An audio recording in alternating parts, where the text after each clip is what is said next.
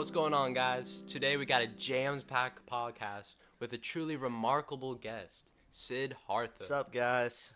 This man has achieved his lifelong goal of enlightenment, and we're here to dive into his journey, his experiences, and the wisdom he gained. Without further ado, welcome, Siddhartha. Thanks for having me, Joe. I'm very excited to share my journey of enlightenment with you and your listeners. I'm so glad you brought me on this podcast. Thanks for calling my agent. Thanks for contacting me.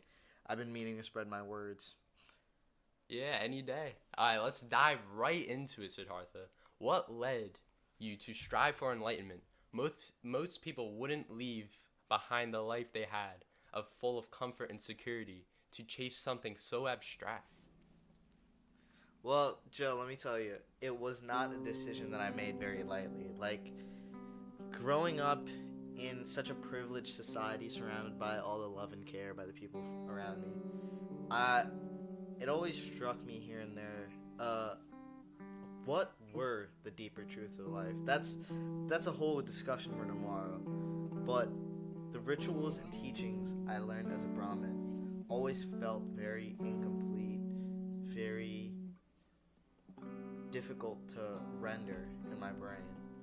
Almost like shadows of a greater truth. My soul longed for something more, something away from the beautiful life I already had. The longing pushed me to leave everything behind, even though I didn't understand what I was seeking for at that time in my life. So I almost went into it completely blindly. That's very brave of you. Many of us would not leave our life behind to chase something that we honestly had no idea what we wanted. So, next question. At the end of your journey, you said you reached peace. Yep. Can you define what peace is into you and how you achieved it? Peace, along with a lot of other things we're going to discuss today, it's deeply personal, Joe. It's, for me personally, it almost meant harmony and balance with not only the universe but myself. And I'm assuming you listeners have read the novel. If not, at a point in the story, a point in my life, I was listening to a river, and the river spoke to me in words that I could never process myself. It wasn't about denying life or desires, but almost embracing the flow of existence, going the way the wind takes me, in this case, the river. The river taught me that every moment of life contains new experiences, new thoughts, new people, and I found stillness within it.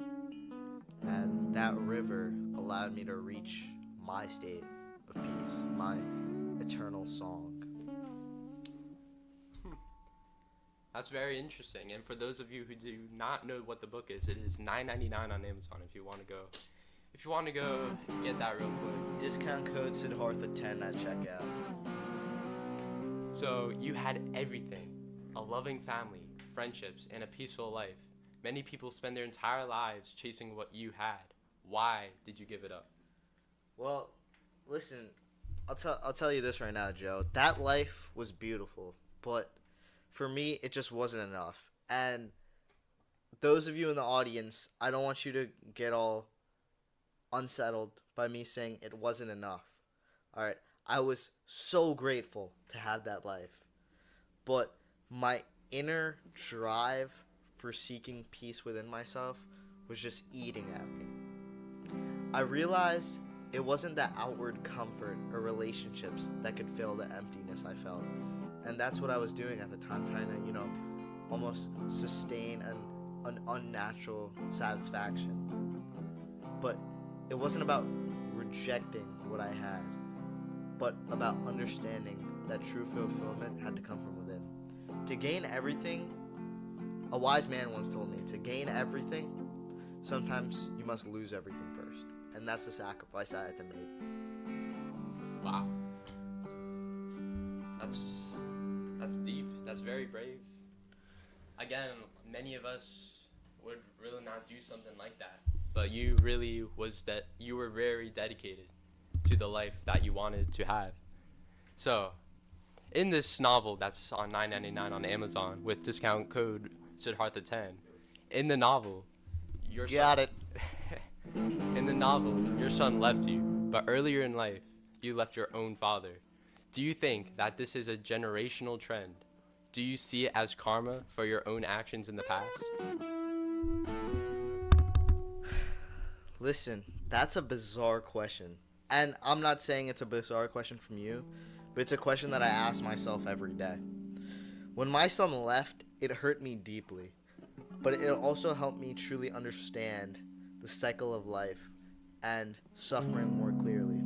Yes, I did leave my father, and yes, my son left me, but I wouldn't call it karma, but almost a mirror replicating what had happened in the past.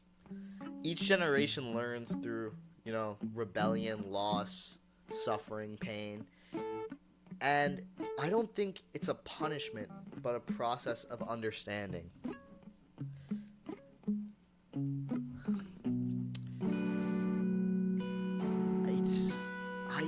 It's tough. It's tough for me to process. It's tough for me to understand.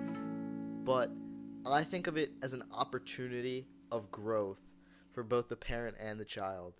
My father's pain became my pain, but in accepting it, I also found compassion for him and for myself. And I hope that that trend will reciprocate to my child. And I want to apologize to my son, but I think he will grow up to understand why that had to become a reality. Yeah, if Siddhartha Jr., if you're listening, your father wants to talk to you again, and he's sorry. Love you, son. So Siddhartha, you constantly mentioned your inability to reach enlightenment for much of your life. Why did you keep striving for it, even when it seems so unattainable? That's one thing I'll say. That's the paradox, Joe. The more I sought for enlightenment, the further away it seemed. And I can imagine you listeners in the audience, and Joe, you can understand that. You're reaching for something every day, and it just seems further. Like the other day, I was playing the new Fortnite season, and I was really trying to get a victory royale, and it was just not working out.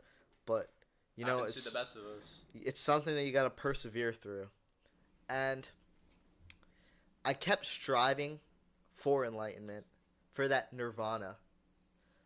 Because I couldn't ignore the longing for truth that my inner desires fought for. Ironically, it was when I stopped striving and simply began to live my life.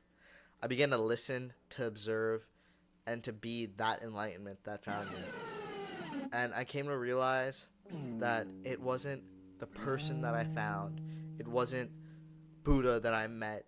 It wasn't Govinda that was with me every step of the way. But it was the journey itself that was the lesson. Very deep. That's nothing I can explain in my own words. And for those listening who may never follow Siddhartha's path and renounce the world they live in and go to live by the river, what can they learn from your journey? How can they find their own peace, Siddhartha? This is one thing I'll say. Alright. You don't need to leave everything behind to find peace, unlike I did. Alright. Joe, the river that I found is everywhere, and the flow of your daily life. The river for other people can be a tree outside, the grass, the sunrise, the new Fortnite season. It is for me. Listen, in moments of stillness and in connections with others, you need to listen carefully, be present, and let go of the need to control every outcome. You can't just fight for success in every moment. In my life, I'll admit it, I've had some keen ups and some very low downs.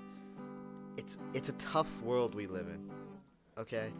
And don't get carried away from that high of having the perfect life and then it all stripped away from you, because that will happen. That will happen in multiple points of your life.